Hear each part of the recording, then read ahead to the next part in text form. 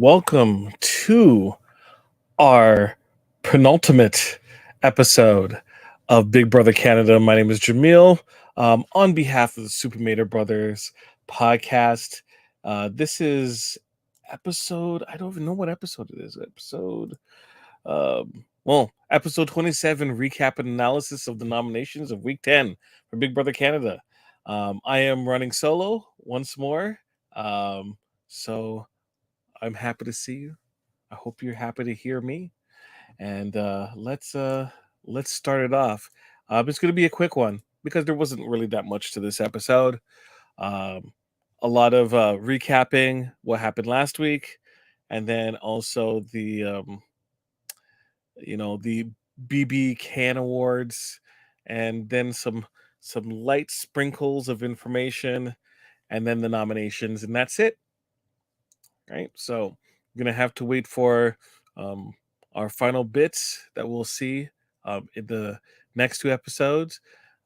Now, I don't think we've confirmed, Dave and I confirmed what we're doing in terms of our Thursday show because we're going to be watching the finale live in Toronto with the Rob Has a Podcast crew.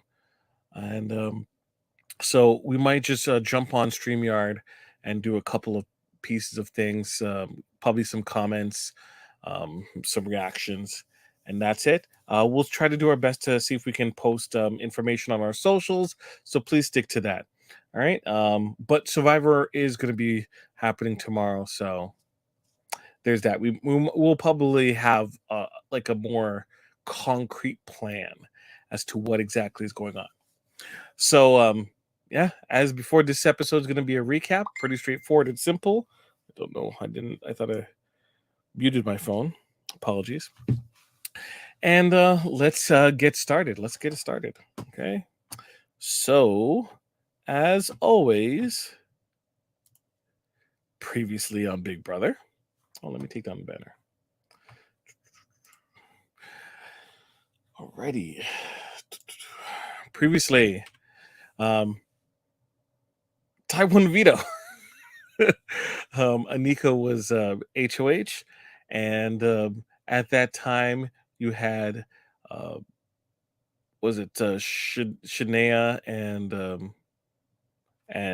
sorry, not Shania, sorry, Renee and Claudia were on the block, and with Ty winning veto, he takes Claudia out off the block. Blah, can't talk today, and leaving Daniel and Renee on the block for our final bit of nominations. And Claudia, ice cold as she is, she and Ty both came to the conclusion of splitting their votes and ultimately resulting in Renee going home.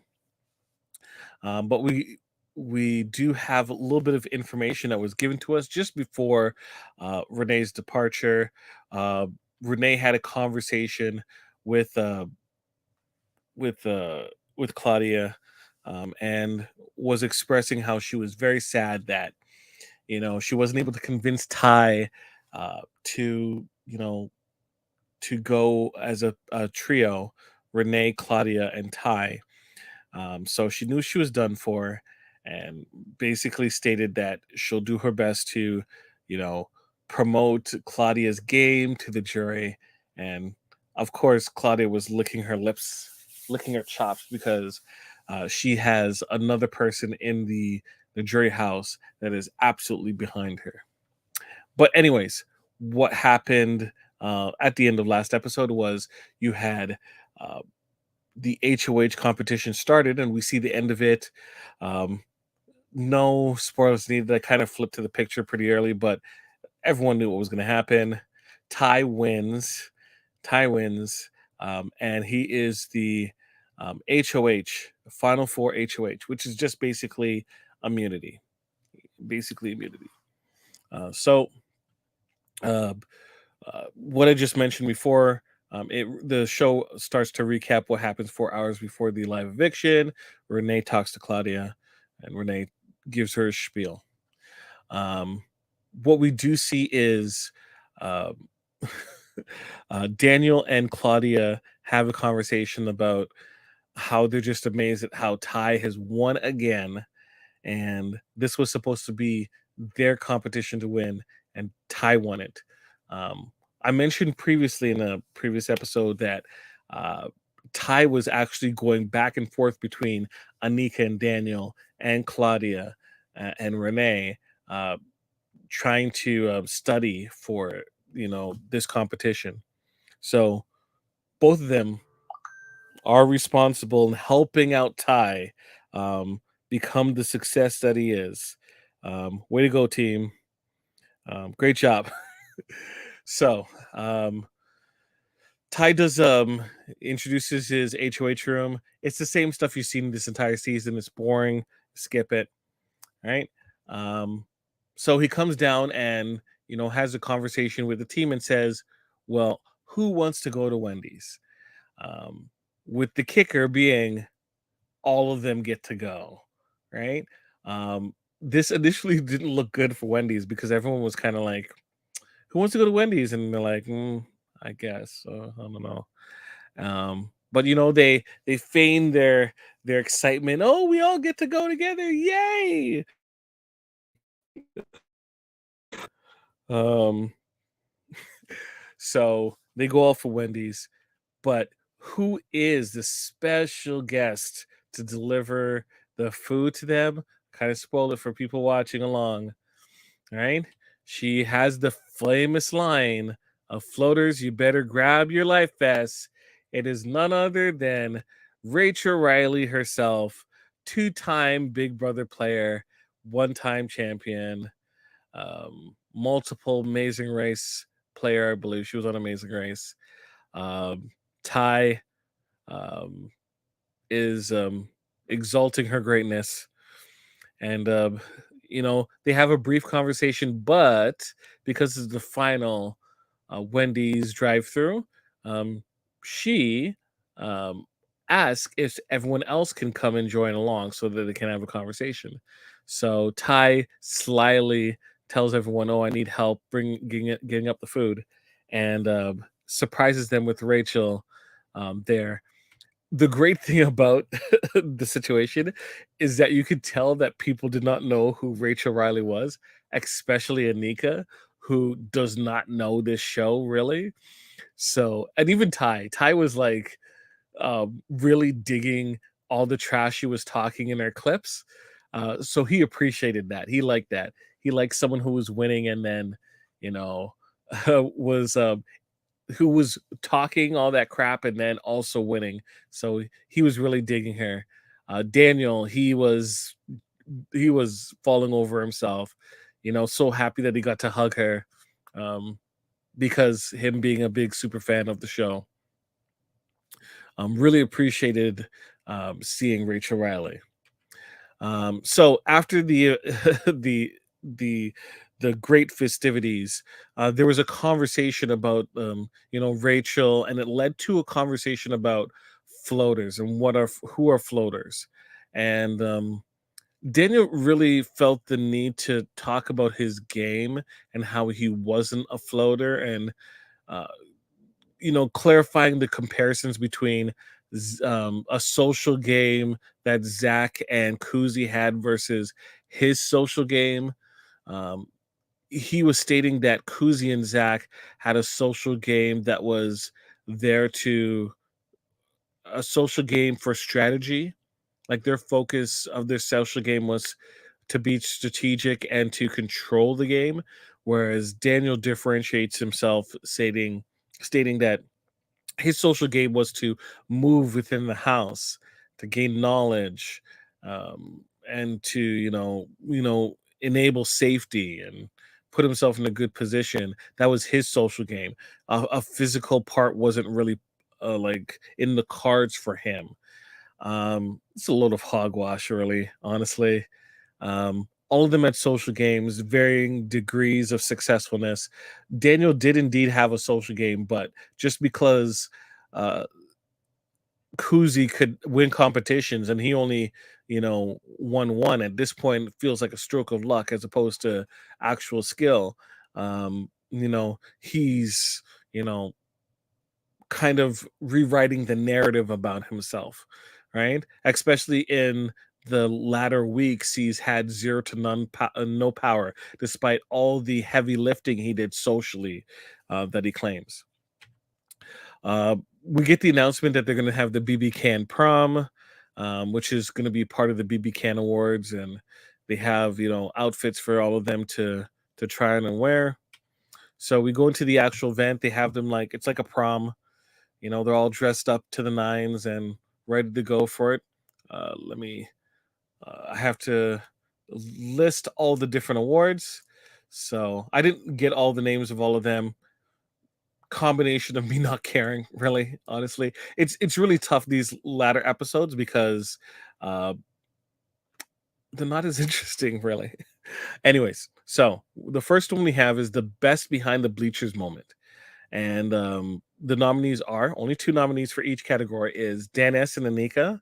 So earlier on in the game, they actually played Spin the Bottle, and Anika got Dan S, and they went ahead and got their smooch on, right? And it's a really good shot of just everyone standing around in a circle, and them kissing, and everyone kind of cheering, arms up in the air. It's actually pretty cute, and you know what? I kind of wish they had this in the episode, but anyways.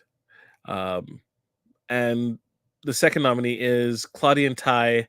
Claudia and Ty outside in the backyard, kind of hemming and hawing, and then they kiss, and then the snow starts to fall. It's actually a pretty cool moment. Claudia and Ty win. It's pretty straightforward. It's like duh. Next is best schoolyard fight, and the nominees were Zach versus Kuzi, and the next one was Santina versus the House. So Zach versus Kuzi is the great Hope debacle where Kuzi's giving it to Zach, and Zach is pontificating to the entire house, trying to prove his point, and Kuzi's just eating them up. And uh, then you have Santina, who is being accused of being the invisible HOH by Ty, who just took himself off the block.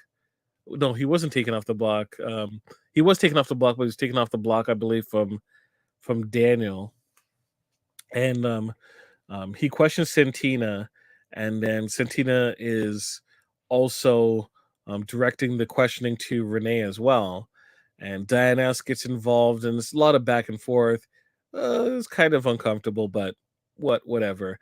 Kuzi and Zach wins. It was the best fight of the entire the entire season, so it's pretty straightforward. Next one is like I don't even know what it is. It's like the best win, whatever. You got Ty gets a grip, which is Ty, in his little navy outfit holding onto the pole. I didn't get a picture from that. Didn't particularly want to go out of my way to grab it. And then the second one was Shania brings home the win. When Shania beat Claudia, um, in that was it Geico housing commercial, or I don't even know what the sponsor was for this competition, but it was a pretty important win, and it kind of spelled doom for a lot of people, including the crowd. But it was still a great moment. Shania wins. She is the winner for that one. Um, Next one was the favorite cafeteria conflict, I think it was. And the first one you got was Tortilla Slap, which is Dan S. and Hope with tortillas in her hand. And I think they play a game of rock, paper, scissors, and whoever loses gets slapped with a tortilla. And then the next one is the most famous cafeteria food related issue was Wafflegate. When Anika made waffles, she ran out of waffles, and she ended up making ones from scratch. Santina did not appreciate the taste, and she let it be known, which caused a major conflict and a lot of drama. It was kind of funny because the the the current contestants on the show were like bawling in with laughter. with how heightened everything was and how aggressive and angry everyone was. And that led into the last one, which was biggest ball fest. The first one was Hope, after putting himself on the block again, and he just is a total mess, just crying and weeping. And you see Daniel C just tapping him, is like, "Oh, dare," and try to hold him. And then even Anika starts crying. Everyone is having a gut laugh. It's hilarious. And then last but not least, the biggest Brawl Fest nominee is Sloppy Start, which when they made everyone have nuts and locked up the fridge, and Daniel's freak out for that. Sloppy Start won, Wafflegate won the previous one as well. And that's it for the BB Can Awards. Cool. Moving on. Um, there's like a sit down conversation with Daniel C, Claudia, and Ty, and they're talking about their games and what they saw, and eventually gets into like loyalty between Claudia and Ty. And as usual, Ty really questions her. Claudia does not appreciate it, and it gets really uncomfortable. It gets really uncomfortable for Daniel C, because they just keep going on back and forth. Where Ty says thinking, Ty talks in absolutes, and Claudia like sometimes stands up for herself, but then the rest of the time she's just rolling her eyes and just letting it go.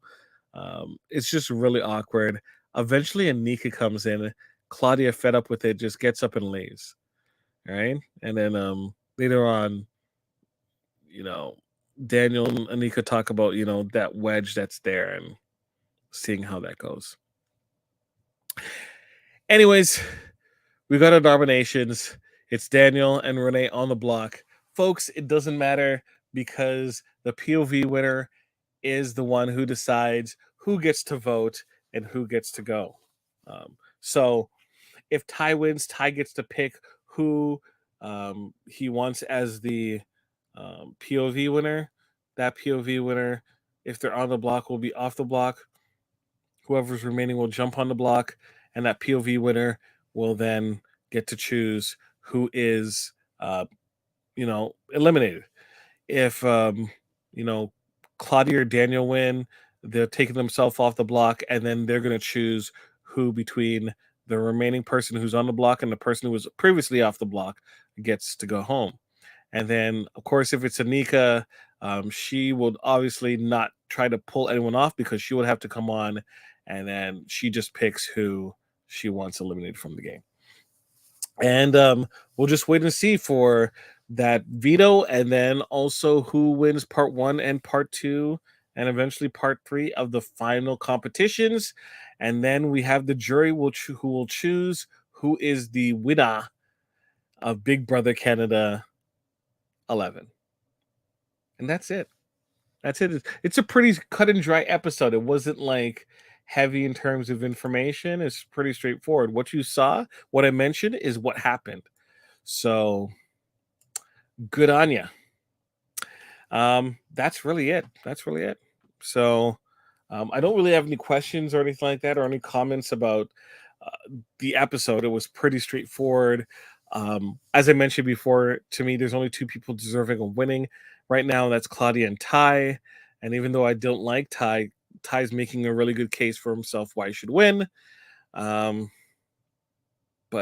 Anika and Daniel don't really respect their games that much. Maybe if they presented them with more information, my feelings might change. But as of right now, no. So pretty straightforward. And I don't see any questions, so I'm gonna start wrapping it up. It's gonna be a quick one, and it is so far a quick one. But that's how we do. Sometimes they're quick, sometimes it's long. It's all about the type and the many facets of content we provide here on the Super Mario Brother podcast. Um, just one element in the United Federation of Podcasts. We have an entire network of podcasts for everyone to enjoy. So, as you know, you're on you listen to Super Mated Brothers podcast. We do a lot of television reviews and movie reviews. For television, it's mostly reality television with Big Brother Canada Tuesdays and Thursdays, Survivors on Wednesdays. In addition, we do have our a kind of a, it's a related podcast under the same banner, but it's the Mary Mater Marvel Society, which is a MCU um, recap.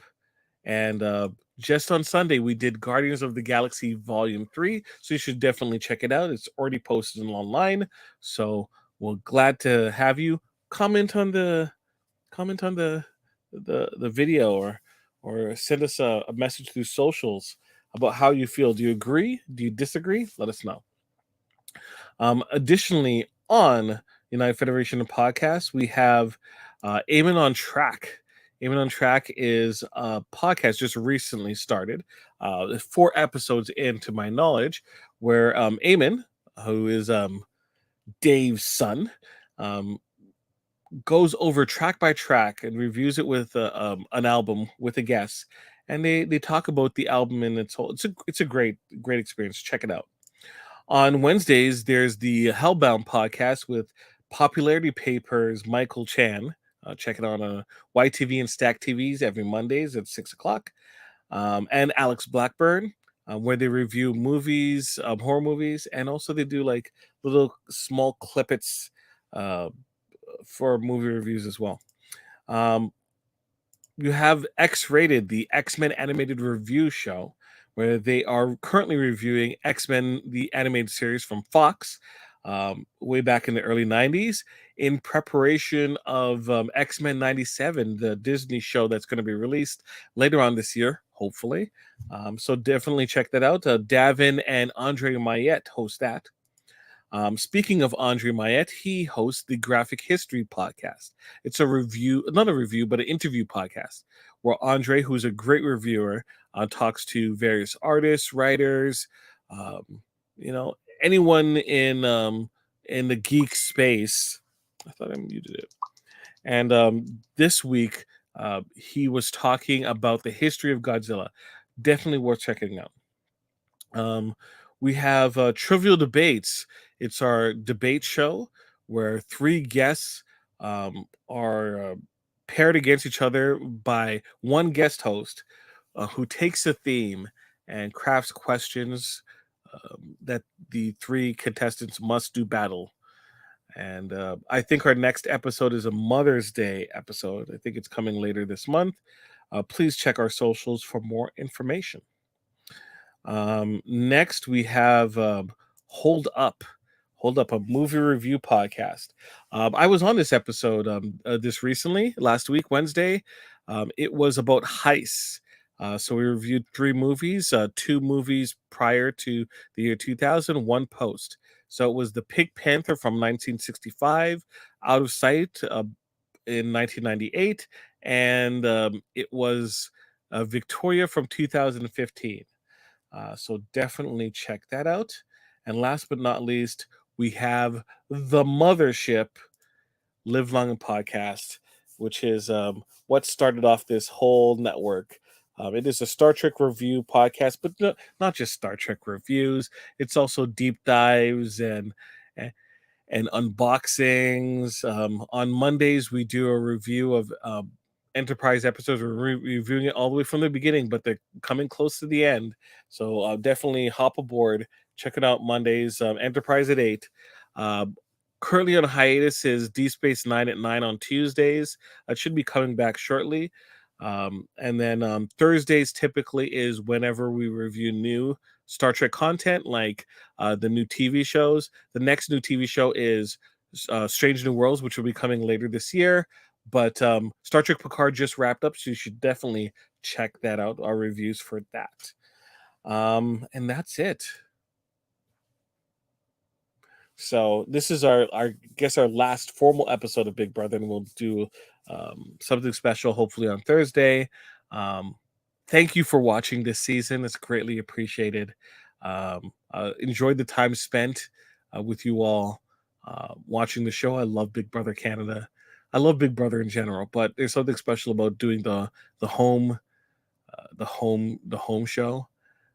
So definitely let me know what you think about this season, regardless of what happens. Would be glad to know. And thank you for spending your time together. Be well, be safe. I'm not going to do, any sound drops. This is a really bare bones podcast when it's with me. All I can say is take care of yourselves and each other, I guess. All right. Be well.